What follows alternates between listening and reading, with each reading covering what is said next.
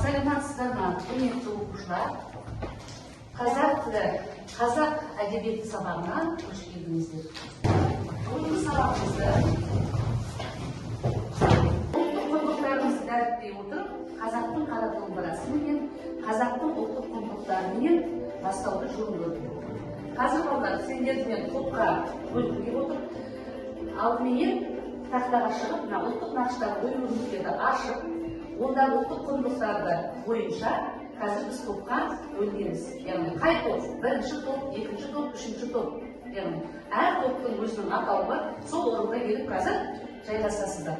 Бірінші топты алған оқушылар адам тобы болады, екінші топты алған оқушылар қасқыр тобы болады, үшінші топты алған оқушылар табиғат тобы болып бөлініп отырамыз. Келіңіздер. Сіздер киіз үй, сіздерде домбыра, сіздерде асық, жақсы балалар. Ал балалар, біз өткен сабақтарда Мұхтар Әуезовтің Көксерек әңгімесімен таныстық. Танысып қана қоймай, шығарманың мазмұнын білдік, тақырыбы мен идеясын талдадық, кейіпкерлерді талдау жасадық өткен сабақтарда. Ал енді бүгінгі сабағымызда осы Мұхтар Әуезовтің Көксерек әңгімесін оқумен жалғасатын болады. Ал енді сендерге осы шығарма бойынша мен Көксерек әңгімесіне байланысты теориялық ұғымдарды қайталауды тапсырдым. Одан кейін барып, әңгіменің мазмұны бойынша сұрақтарға жауап беріп, одан кейін барып, қасқыр туралы мәліметтерді жинап, дәптерге жазып беруді берген болады. Ол туралы платформасы бойынша сұрақтарға жауап берейік. Әңгіменің кейіпкерлері кімдер? Әңгіменің кейіпкерлері кімдер? Әділ айтамыз, кейіпкерлерден жатыр. Кім? Көксерек, даусын шығар. Көксерек. Иә. Құрмаш. Аңшы. Құрмаштың несі? Әжесі, әкесі. Дұрыс па балалар? Иә. Аққасқа. Аққасқа ит туралы айтуымызға болады. Жақсы. Ал келесі. Көксерек әңгімесінің тақырыбы не? Тақырыбы не? Адам мен табиғат арасындағы қайшылық, адам мен табиғаттың арасындағы қарым-қатынастың болуы туралы. Көрейік. Адам мен табиғат арасында байланыс пен қайшылық дейді. Дұрыс екен? Дұрыс екен. Келесі тапсырма. Көксерек фильмі қай жылы және қай жерде түсірілді дейді. Кім түсірді? 1970 жылы Ыстықкөл жағасына түсірді. Дұрыс екен. Дұрыс жауап берді. Балалар, жауаптарымды бірден бағалау парақшасына бағалап отырсыздар өздеріңді. Яғни бұл әр тапсырманың дұрыс жауабына бір балдан қоясыңдар. Көксерек әңгімесінің жанры дейді. Әңгіме жанры. Дұрыс. Эпикалық жанрда әңгіме жанры деп айтамыз. Келесі сұрақ. Мұхтар Әуезовтің Көксерек әңгімесі қай жылы жазылды? 29 жыл, 28 жыл мен 29-ның аралығында жазылды. Жақсы балалар. Енді келесі тапсырмасы бізге, яғни әңгіме мазмұны бойынша сұрақтарға жауап беру. Бізге бүгін кезбетіншілеріміз қонаққа келіп қалыпты. Ортаға шақырайық. Яғни бірінші топтың кезбетіншісі Каусар, екінші топтың кезбетіншісі Айша, үшінші топтың кезбетіншісі кім? Айзере. Кімге? Қай топқа сұрақ қойып келеді Айша? Сәлеметсіздер, құрметті оқушылар мен ұстаздар. Мен осы Көксерек әңгіме мазмұны бойынша сұхбат жүргізгім келіп отыр. Мен және де бірінші топқа сұрақ қоямын. Көксеректің құрмаштың ырқына мойын сұнбау себебі неде? Көксеректің құрмаштың ырқына мойын сұнбау себебі еркіндікке бейім болу және табиғи туа өткен мінезінің ерекшелігі. Яғни оның қандай анық келді? Арнайы анық келді, иә? Сәлеметсіздер, құрметті оқушылар мен ұстаздар. Мен қазір сұрақты үшінші топқа қойғым келіп отыр.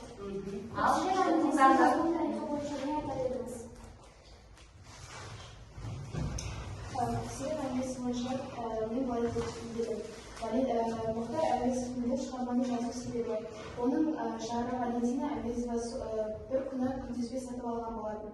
Сол күнтізбеге Мұхтар әуезов өзін қарап отырып күнде ойланатын. Сол кезде ойына бұрынғы аңыздардан естіген әңгімесі тұстау деймін. Содан осы онда күнтізбеде түнгі дала және қасқырлар ауыл арасы болатын. Содан Мұхтар күнде ойланып отырып осы көксерек әңгімесін жазды. Яғни осы бала кездегі аңшылардан естіген әңгімелері бар. Соның барлығын жинақтап, осындай тамаша туынды өмірге келген екен. Сәлеметсіздер ме, құрметті оқушылар мен ұстаздар. Мен осы көксерек әңгімесі бойынша сұхбат жүргізгім келіп отыр. Мен екінші топқа, яғни қасқырлар тобына сұхбат қоямын. Адамдардың жауыздық әрекетіне қалай қарайсың? Адамдардың жауыздық әрекеті қасқырлардың апанзарлары тез өлтіріп, біреуінің әсеріне кетіп, біреуін өздерінің ауылдарына алып кеткен. Осылай адамдардың жауыздық әрекеті көбірек болады.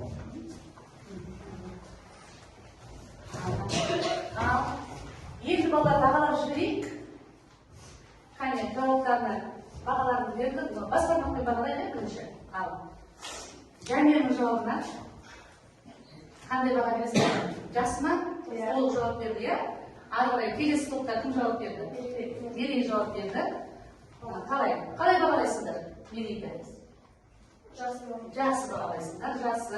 Ал енді келесі табиғат тобында Әйгерім жауап берді. Қалай бағалайсыңдар балалар?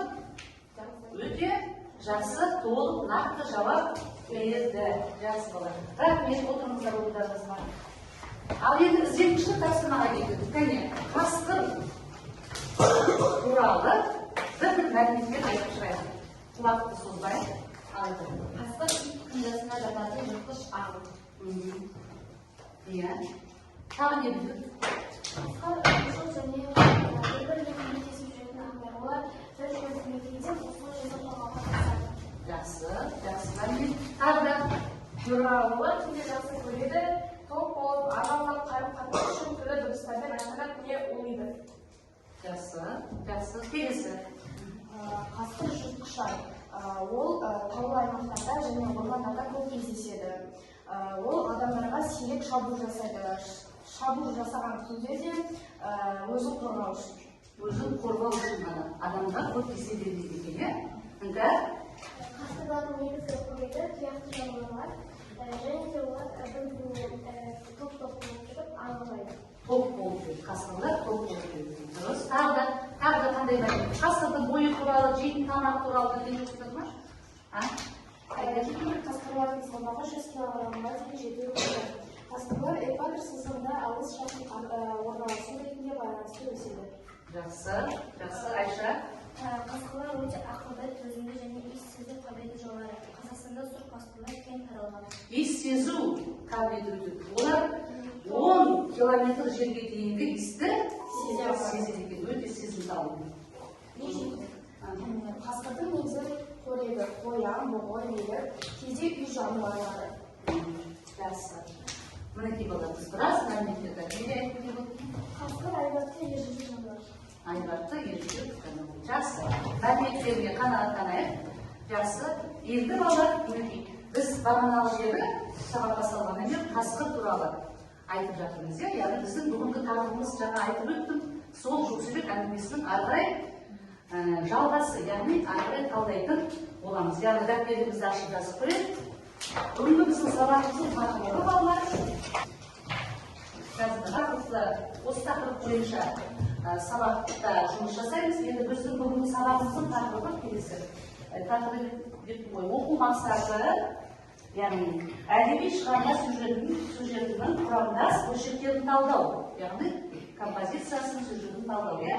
Екінші мақсатымыз шығармадағы эпизодтар мен бейнелерді салыстыру, яғни бұл сабақтың оқу мақсаты. Енді осы мақсаттарға жету үшін біз қандай бағалау критерийлерін қоямыз келесі. Яғни сендер бұл шығарманың құрамдас бөлшектерін ажыратасыңдар. Шығарманың композициялық құрылымын талдау жасайсыңдар. Шығармадағы кейіпкерлер бейнесін ашамыз.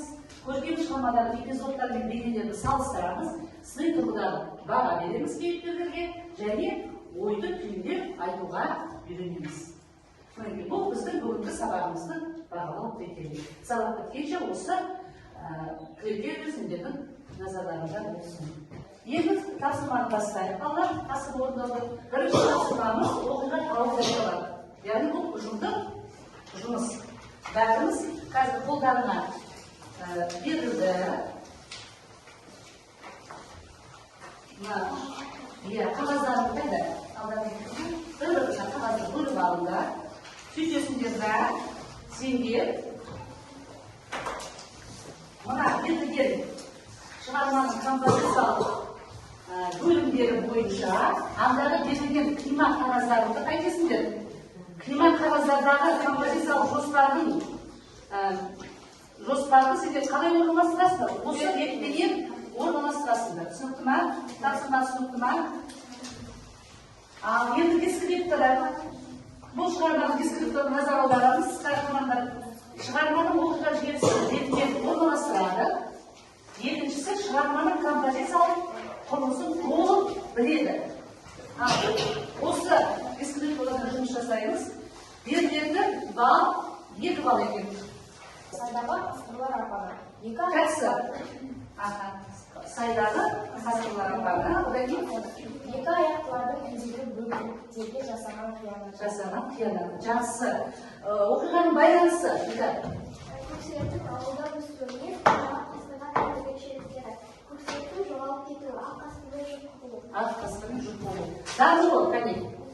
Неге? Көксеректің ақ қасқырмен қосылып, төңіректегі ауылдарды шұбатуы.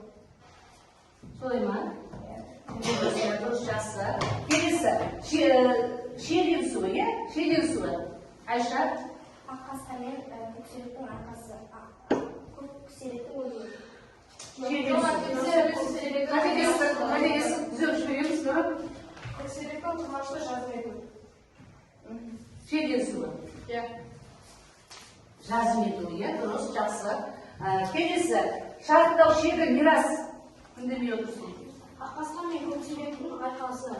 Көксеректің өлуі. Көксеректің өлуі. Шарықтау шегі дұрыс айтасыңдар. Ал, енді шешімі. Кім? Құмаштың әкесі көксеректі басқа түйін құмашты жоқтау. Құмашты жоқтау. Ал, бәрімізде де осылай шығар. Бір жерден ғана қателесті. Солай ма?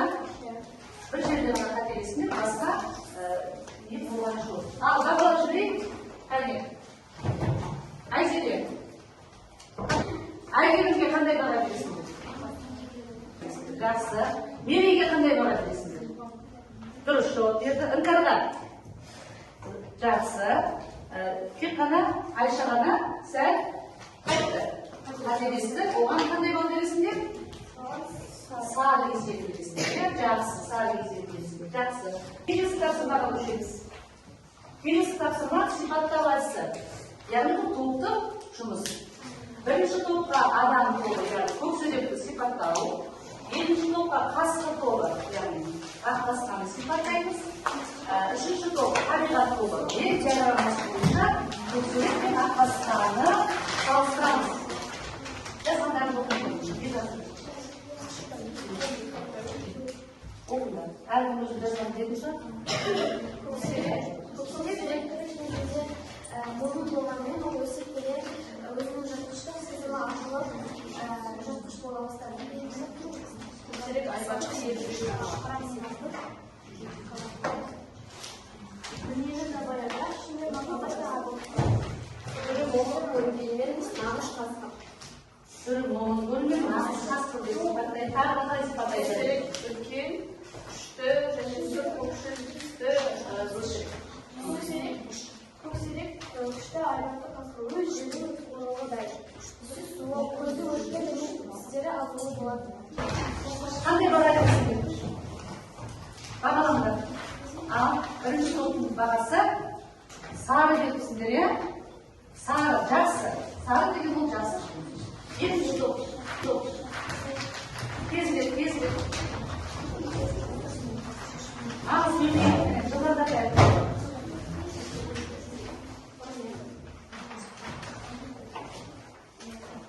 Ал сөйлейміз. Ақ қасқыр жиі ашық тастады.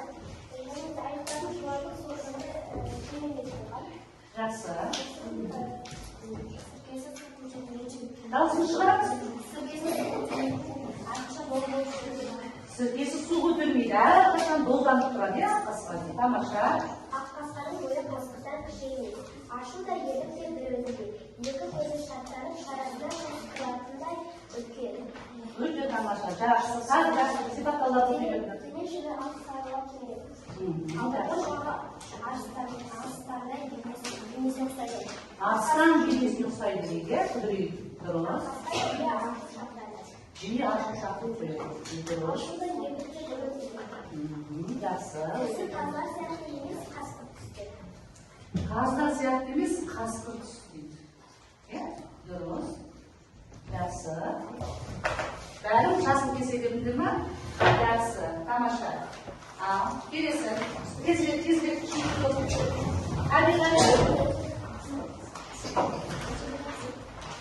сендерге қандай тапсырма берілді? Салыстырмалы мерзімі сосын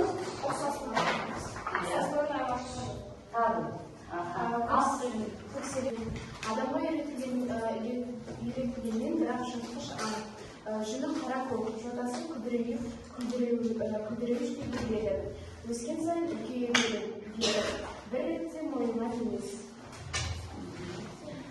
Аққасқа үй иті, төбет. Үйреншікті адамдарға шабуыл жасамайды. Адамға адал келеді. Ауылды қорғайды. Итке тән төбелесу әдісін қолданады. Жүндері сарғыштау келген. Екеуі ұқсас қалады, жыртқыштық қасиеті бар. Екеуі де өте мықты, шайқаса қаймық тартпайды, күшті. Яғни аққасқаның бойында жыртқыштық қасиеті бар.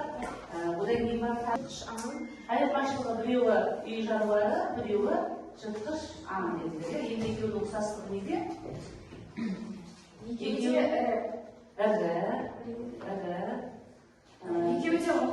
мықты, бір-біріне тең келеді, бір-біріне тең. Ана көксөрекпенен жаңағы жазушының аққасқаны шығармаға кіргізіп отырғанын не себепті білесіңдер ме? Яғни көксөректі жеңу үшін, көксөректі алу үшін қандай ет керек болды? Аққасқа да ет керек екен. Аққасқа болмаса, аққасқа оны жеңе алмайды. Кез келгенде жеңе алмайтын аққасқаның бұл жерде жаңағы көксөрекке ұқсастығы сол. Қардың басын қарала дейді, қанның басын қанала деген сөз бар, яғни көксөректі тек қана аққасқа сияқты итте ғана ала деген не келеді? Отыруға келеді. Жақсы, отырыңдар.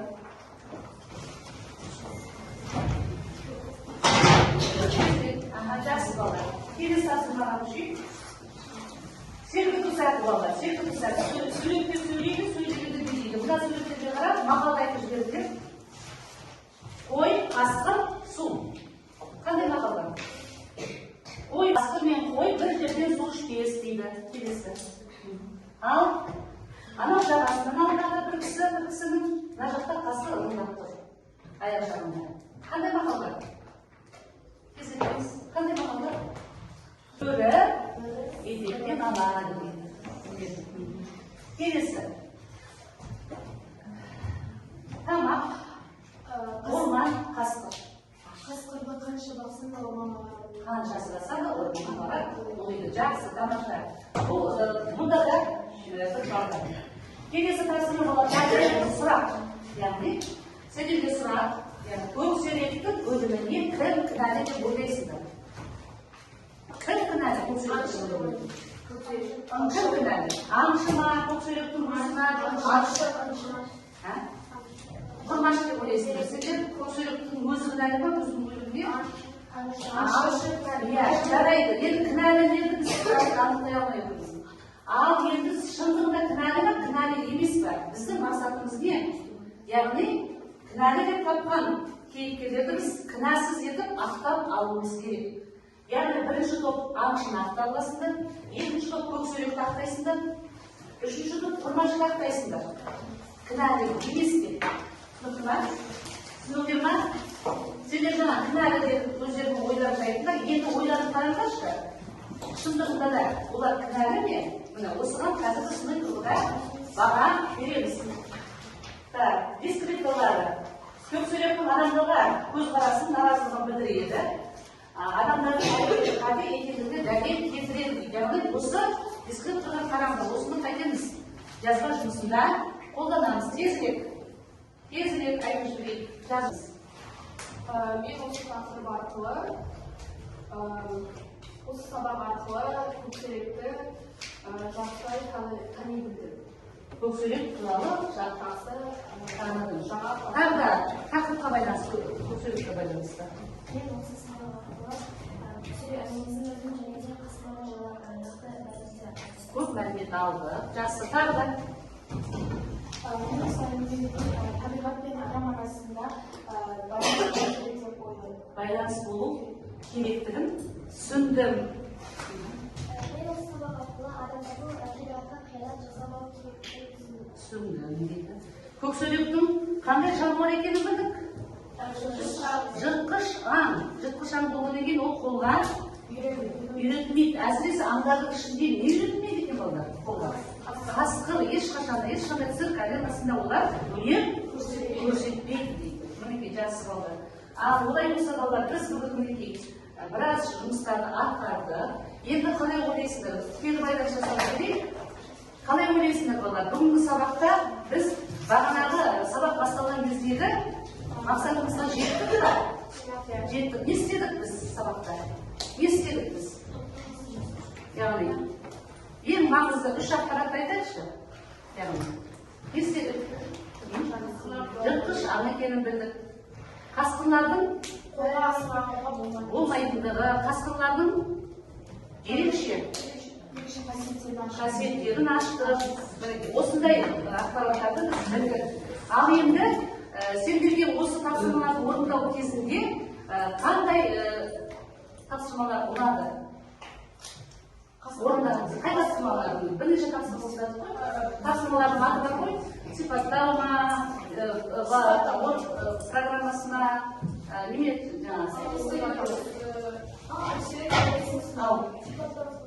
сипаттау тапсырмасына. Сағаншы? Топтық жұмыс ұнады. Ал сендерге? Мирастағы не ұнады? Топтық жұмыс ұнады. Ал ол бал платформасы ұнады ма сендерге? Ол туралы айтпадыңдар.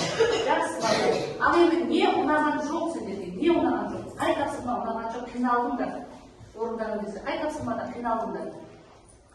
маған байқалған Барлығы саған оңай. Ал енді қиын болған тапсырма қайсына? Қане? Қиын болған тапсырма болды ма? Өздері қиналады. Ал жоспарды құруда қиналып қалдың, иә? Дұрыс. Тағы да топтық жұмыста мәліметтерім аздау болып қалды, иә? Жақсы. Келесі жолы ескересіңдер. Жақсы балалар. Олай болатын болса, енді біз мінекей.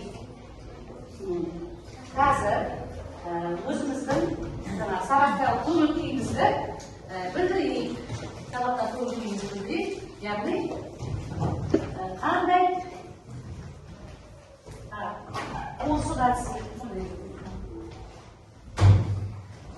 Курсы қатысы арқылы естейміз, бағалаймыз, яғни бүгінгі сабақта. Мен сабақты түсіндім, түсінбедім деймін. Тақырып бойынша сенім керектігінде сары, маған барлығы түсінікті дегенде жасыл кеселерімді сала қойыңдар. Көрсінші, қанша балалы? 8, 6 балыма, 7 балыма, қанша? Тез айтып береміз. Сен де қанша? 7 бал, 6 балалың ба? Сен 9 бал, өте жақсы. 7 бал, жақсы. 8 бал, жақсы өте. 10 бал, мұндай бүгінгі сабақтың чемпионы. Нұрым, 9 бал алдық. Мінекей балалар, біз енді толықтай сөздің менде бір ауыз айтып жіберейік. Мінекей балалар. Ата-бабаларымыз қасқырды ерекше бағалаған. Себебі көне түркі мифологиясында біз дейді сол бөлтірікті ер баланы бір бөлтірік асырап алады да, сол баладан тараған ұрпақпыз дейді өздері. Түсінесіңдер ме? Көк бөрі деп ана Сүйінбайдың жырында да айтады, бөлгі ненің байрағым деп. Мұхтар Әуезовтің Көксерек шығармасы, Олжас Сүлейменовтің Бөліктер шығармасы, дәл соны негіздейді. Яғни қасқырды ерекше қасиет тұтқан, яғни кәміл тұтқан екен. Ал енді сондай, табиғаттың сондай жаратылысына қастандық жасау, қиянат жасау, бұл екі аяқтылардың кешірілмес күнәсі екен бұл. Табиғатты аялайық. Олар да бізді қоршаған табиғаттың бір мүшесі. Жазушының айтар ойы да сол. Яғни адам мен табиғат арасындағы байланыс үзілсе, бұл адамзатқа қауіп әкеледі деген ойды бізге айтып отыр. Айтып отыр. Жақсы болды. Рахмет. Сабаққа белсене қатысқандарың үшін барлықтарына рахмет айтамын.